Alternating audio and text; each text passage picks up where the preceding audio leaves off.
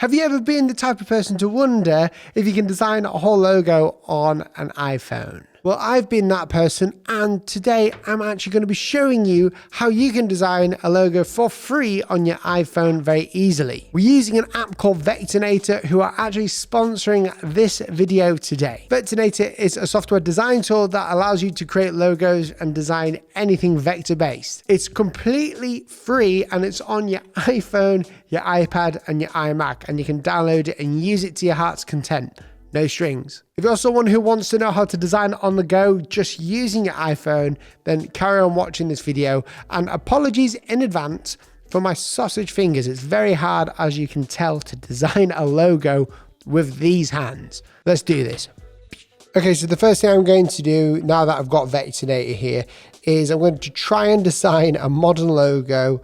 Nothing too fancy, but something that I could normally do very quickly on a computer on my phone. So I'm just going to go ahead and not import. Actually, no, wait, I'll go for A4. A4 is always a good way of putting it on the phone. So you can see here, it's very responsive so far. It's going to like sort of swing around a little bit, this, I think. So I'm going to have to be careful with my phone. And you've got to excuse my hands. It is a phone, so it's quite hard to show you everything that's going on the screen here. But you can see it's pretty responsive and it looks just like the iPad app and the Mac app. So we've got our toolbar on the left, and it looks small, but it's actually really easy to press these, and it doesn't look too big, so it makes it a little bit more professional. And then we've also got the style options over here, arrange, the path options, the layers, and obviously the templates. So everything is just the same. You can do just about anything on here. So the first logo I want to make is one that is just a very modern sense of the word N, and it's for a company, fake one, that I'm going to call Nougat. And I don't know why, it just came to me, so I just want to do that one. So obviously this has got a bit of a oriental sort of name. So what I want to do is go ahead and I'm going to create a square. Now, if I create a square like this, it's not going to work.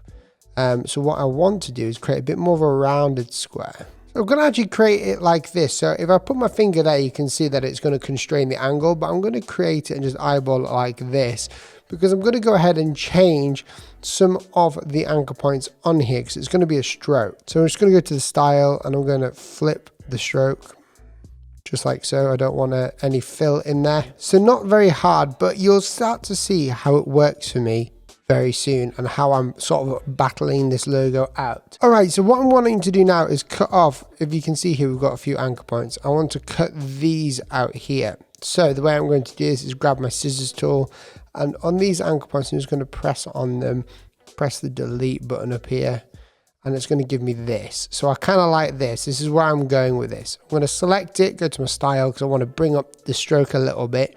So I'm going to increase the stroke width. I'm just going to move this over here so I can see it. Somewhere around here.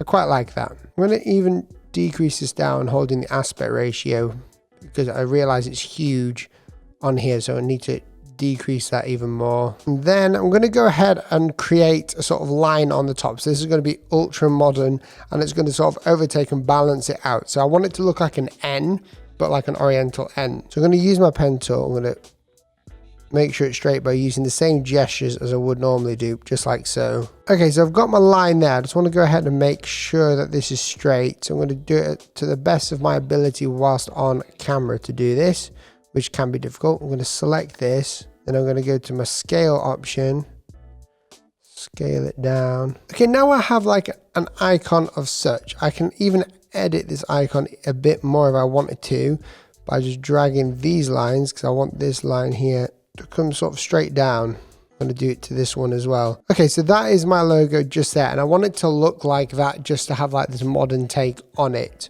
I'm going to highlight all of these, and I'm going to go to arrange and group them together. And this video is all about proving that you can do this, which is a cool thing that you can do inside of here. So now that I've got my logo just here exactly where I want it, what I want to do is go ahead and highlight each of these so I can go ahead and outline them. So I'm going to go to path and outline.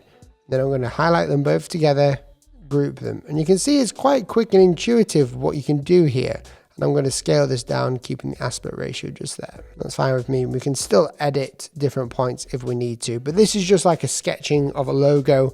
If you didn't have a computer or an iPad at hand and you just wanted to design something really cool, quick and easy, you can. Now I'm going to move on to text. So I'm going to bring out my text box here. I'm just going to write there. And I've got a font on here called Gilroy, which I've talked about recently, but I'm going to write Nougat. I'm going to go ahead and move that in. Now you can see here we've got some issues with kerning. Now this is where we can start to change the kerning and tracking in here.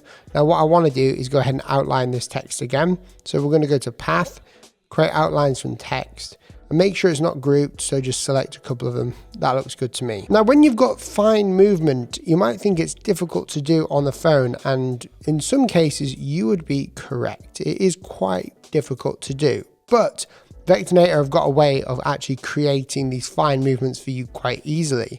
So I know that I want my A to be closer to my G because the kerning is off. I can highlight all of these to move them closer to the G by highlighting it. Then you see this little black dot down here. I can use that black dot if I wanted to move it very slightly. You can see there. I'm getting these slight little nudges going on. So that's great for quick results. But what if I wanted to highlight all of these? And if I go to arrange, I can actually just use the move tool. So I can highlight this and just press like this on the outside. Highlight. I'm going to just get my tracking to a place where I like it. So I like that. Now the only thing I want to do now really is get rid of this T or the crossbar on the T and create a half crossbar.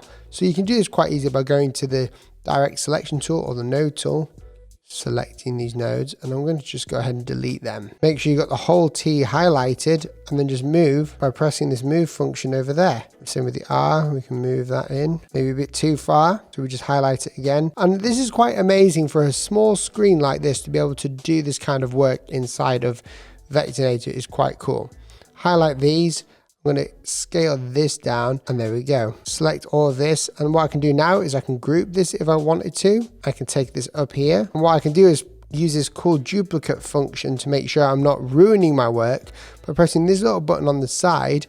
Now whenever I move, and I can move, keep the constrained angles, I can create different duplicates on my phone, and we can start to change the colors of what we're using here. So if I wanted to change the whole color of this, I can go to Style, go to the Fill, and I can find a color that I personally quite like, which is this red. So there you go. There is your logo design process on a mobile phone. And obviously it's not on your computer, and you can do a lot of things with this, but I'm doing something that is all about composition and creating an icon. But yeah, if you've got sausage fingers like mine, it still works. This is proof that it works, that you can actually do it. But you can see you can do a lot on here. You can even go ahead to templates and create an iOS template straight from your phone. So you've got all the design software you need on your iPhone, which is pretty neat. Guys, thank you so much for watching that video. I hope you found it useful and interesting, because the world of technology is moving so fast now.